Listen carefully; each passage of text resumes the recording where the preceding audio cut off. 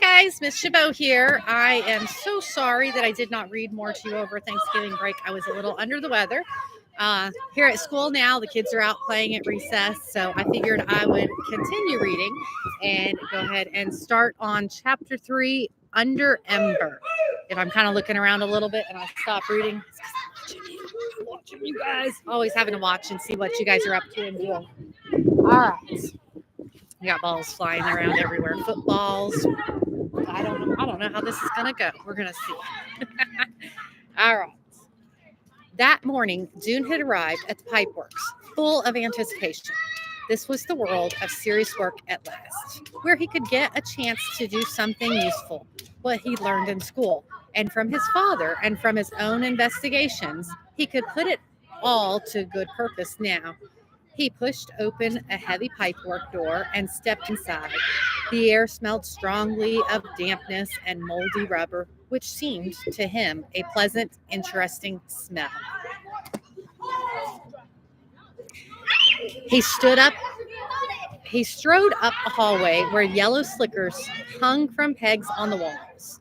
At the end of the hallway was a room full of people, some of them sitting on benches and pulling on knee-high rubber boots, some struggling into their slickers, some buckling on tool belts.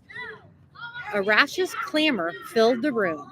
June watched from the doorway, eager to join in, but not sure what to do. A moment after, a man emerged from the throng. He thrust out a hand. "Mr. Monk, Pipeworks director," he said. "You're the new boy, right? What size feet do you have? Large, medium, small?"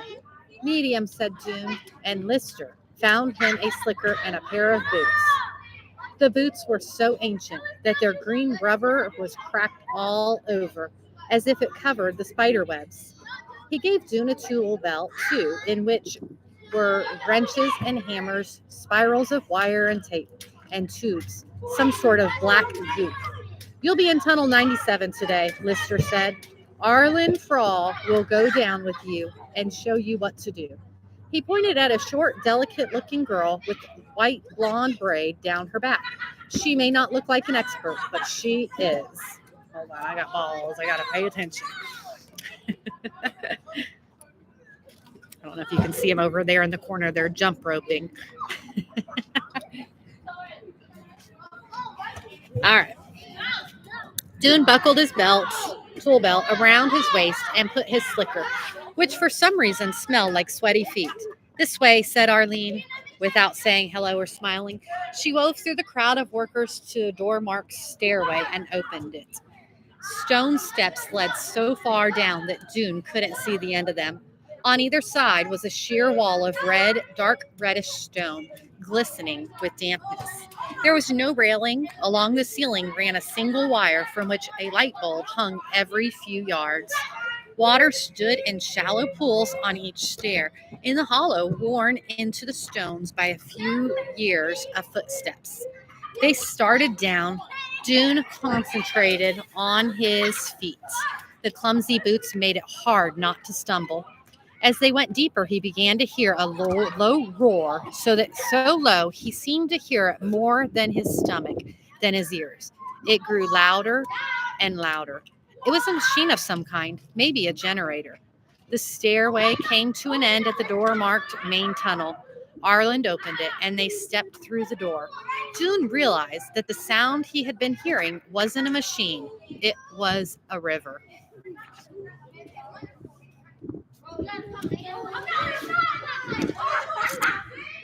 He stood still, staring like most people. He had never really been sure what a river was, just that it was the water that somehow flowed on its own. He'd imagined it would be like a clear, narrow stream that came out of the kitchen faucet, only bigger and horizontal instead of vertical. But this was something entirely different. Not a stream of water, but endless tons of it pouring by, wide as the widest street in Ember, churning and dipping and swirling. The river roared past. Its turbulent surface, liquid glass, scattered with flecks of light. June had never seen anything that moved so fast, and he had never heard of such thunderous, heart-stopping roar. They're arguing over the jump rope.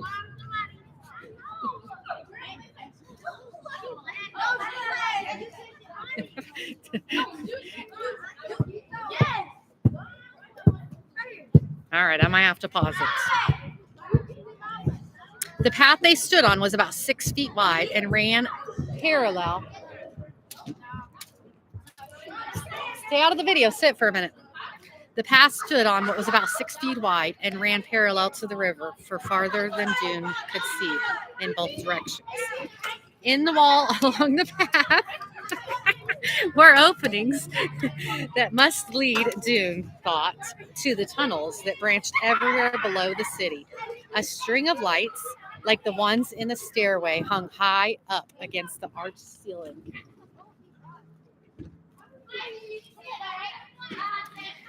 Dune knew he was standing beneath the north edge of Ember. In school, you were taught to remember the directions this way. North was the direction of the river, south was the direction of the greenhouse, east was the direction of the school, and west was the direction left over, having nothing in particular to mark it. All the pipeworks tunnels branched off from the main tunnels to the south. Toward, you're good, come over here. Stay out of the video.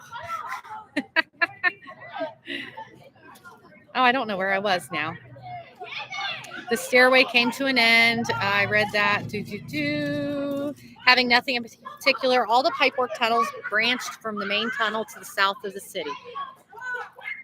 Arlen leaned toward Dune and shouted into his ear. First, we'll go to the beginning of the river, she said. She led him up the main tunnel for a long way.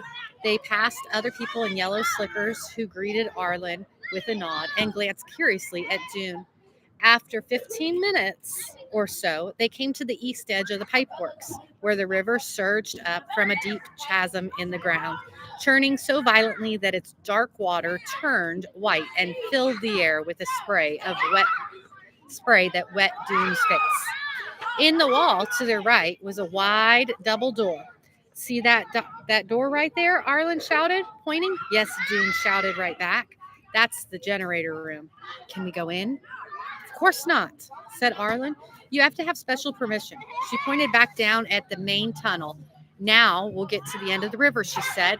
She led him back, past the stairway door, all the way to the west edge of the pipeworks. The river flowed into a huge opening in the wall and vanished into the darkness. Where does it go? Dune asked. Arlen just shrugged.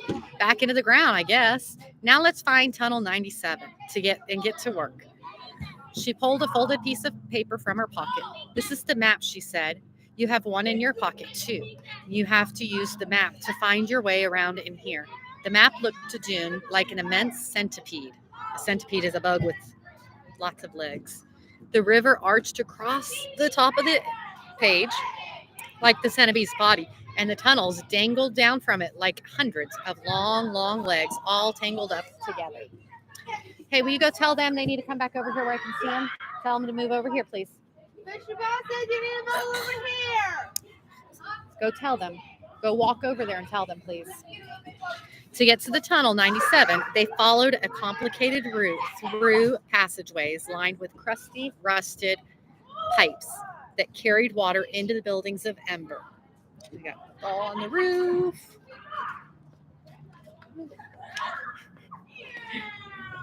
Puddles stood on the floor of the tunnel and water dripped in brown rivulets down the walls. Just as in the main tunnel, there was a string of bulbs along the ceiling that provided dim lit.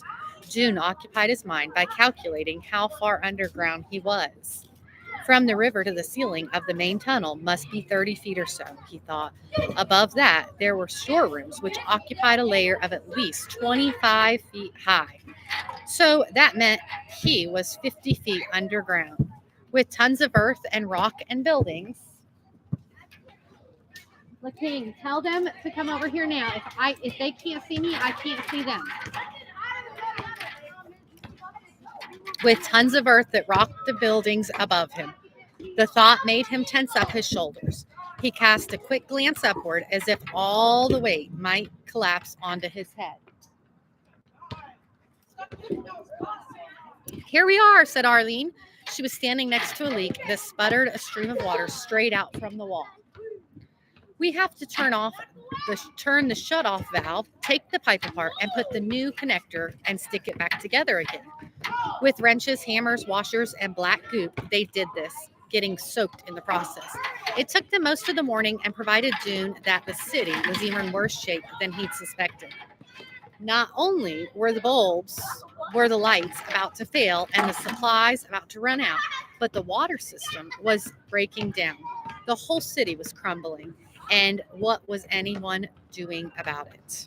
When the lunch break came, Arlene took her lunch sack from her pocket in her tool belt and went off to meet some friends a few tunnels away. You stay right there and wait until I get back, she said as she left. If you wander around, you'll get lost.